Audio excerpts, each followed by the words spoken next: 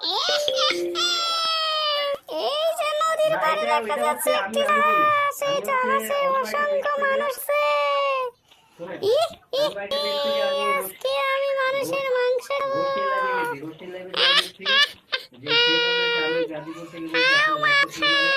মানুষের মাংস খাও।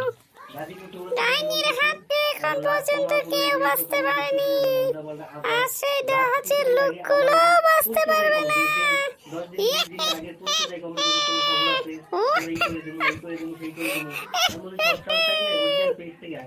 আজকে আমি সাগরে যাইয়া মানুষগুলোকে খাবো।